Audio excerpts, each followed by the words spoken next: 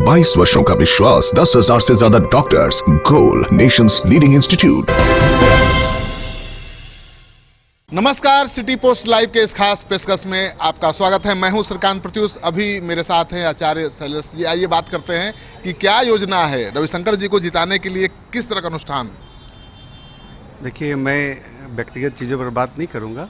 बस भगवान से प्रार्थना है कि देश को एक मजबूत सरकार मिले और रविशंकर प्रसाद जी की जीत जो हो वह बहुत अच्छी जीत हो और ऐसे व्यक्ति के ऊपर जीत हो जो व्यक्ति क्षेत्र में नहीं रहता, शत्रुघ्न सिन्हा, उनको हरा करके और पटना साहिब से भारी मतों से जीत करके आए, ऐसी शुभकामना है और कामना भी है। नहीं, आप तो आशीर्वाद देते हैं, तो बहुत बड़े बड़े राजनेता जीतते रहे चुनाव, इस बार आशीर्वाद मिल गया रविशंकर जी को? माँ भगवती देंगी आशीर्वाद, माँ पटन देवी आशीर्वाद देंगी और बिल्कुल जीतेंगे। नहीं, फिर भी मैंने कुछ खास अनुष्ठान नहीं, मैं व्यक्तिगत चीज़ों पर बात नहीं करता। क्या लग रहा है बीजेपी का भविष्य? बीजेपी का भविष्य बहुत अच्छा है। लहर तो नहीं दिख रहा है मोदी का। लहर और करंट है ना, देश में करंट है। लहर और करंट में क्या अंतर है गुरुजी? लहर नहीं है तो आप लोग कह देते हैं करंट है। लहर जो है वह मन का सोच है, करंट जो है आंतरिक सोच है और आंतरिक सोच अच्छी है बीजेपी के लिए लोगों का। बीजेपी की सरकार बहुमत के साथ आ रही है। बिल्कुल आनी चाहिए। कोई मुद्दा है कि ऐसे ही? नहीं गुरुजी, अभी भागिए मत। मुद्दा है कि ऐसे ही? देश का विकास हो रहा है, देश की जनता जागरूक हो गई है और देश में एक सम्मान जो है, आप देखिए ना, 70 वर्षों में कोई देश का ऐसा प्रधानमंत्री के अंदर दम था मोदी जी के सिवा जो पाकिस्तान जैसे देश पर बम गिरा सके? मोदी जी ने गिराया। यह देश के लिए गौरव की बात है। लेकिन स्ट्राइक का असर है। बिल्कुल असर है, बिल्कुल असर है। मतलब मोदी क्यों जरूरी है? पाकिस्तान को सबक सिखाने के लिए या और कोई? नहीं, मोदी देश की स्वाभिमान के लिए ज़रूरी है। मोदी देश की स्वाभिमान के लिए, आन बान शान के लिए, और विकास तो सब जगह हो रहा है। देखिए गुरुजी कह रहे हैं कि मोदी देश की शान के लिए, आन मान और सम्मान के लिए ज़रूरी है, और जिस तरह से पाकिस्तान पर सर्जिकल स्ट्राइक किया है मोदी ने, उसका बेहद असर है और इस बार बीजेपी फिर दोबारा सत्ता में आने जा रही है। मैं दिखा दूं कि देखिए, गुरुजी हैं, रविशंकर जी के घर पर पहुंचे हुए हैं, रविशंकर प्रसाद को आशीर्वाद दे चुके हैं।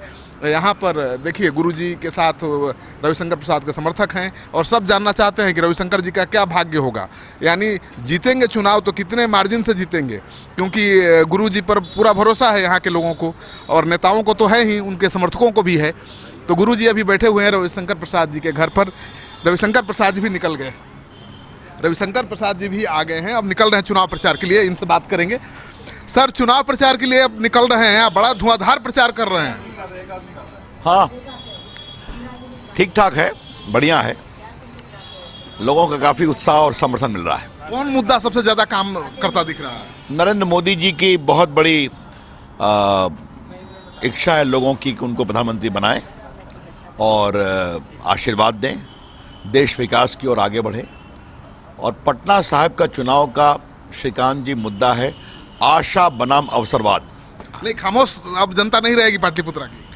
मैं पार्टी की आवाज़ हूँ देश स्तर पर, मैं पार्टी के लिए बाकी काम करता हूँ, तो पटना साहिब की जनता की भी आवाज़ बनूंगा। वो आवाज़ खामोश थी।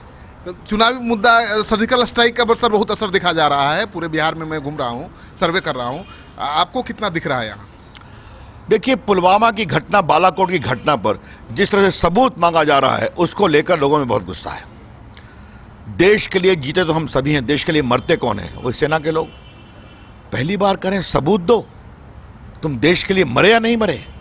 ये कौन सी बात की जा रही है? ये पीड़ा की बात है। तो चुनाव का मुद्दा विकास तो अब रहा ही नहीं, राष्ट्रवाद ही हो गया हर जगह। राष्ट्रवाद भी है, राष्ट्रीय सुरक्षा भी है और विकास भी है, सभी चलेगा। तो आप देख रहे हैं, रविशंकर प्रसाद जी का कहना है कि विकास भी मुद्दा है, लेकिन राष्ट्रवाद और राष्ट्र की सुरक्षा सबसे बड़ा चुनावी मुद्दा है। तो रविशंकर प्रसाद जी अपने घर से सुबह सुबह निकल जाते हैं, मॉर्निंग वॉक करने भी निकलते हैं, तो लोगों के बीच चले जाते हैं और फिर नहा धोकर फिर से दिन भर निकलते हैं, तो घूमते ही रहते हैं। देर रात तक इनका चुनाव प्रचार चल रहा है।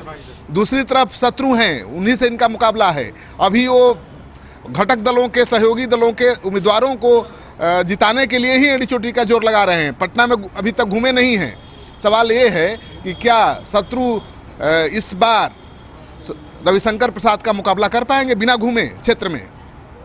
आपको अगर ये खबर अच्छी लगे तो दोस्तों के साथ इसको खूब शेयर करिए। अगर आपने अब तक हमारा चैनल सब्सक्राइब नहीं किया है तो जरूर कर लीजिए। आपका सहयोग समर्थन लगातार मिल रहा है, उसके लिए बहुत बहुत आभार। नमस्कार।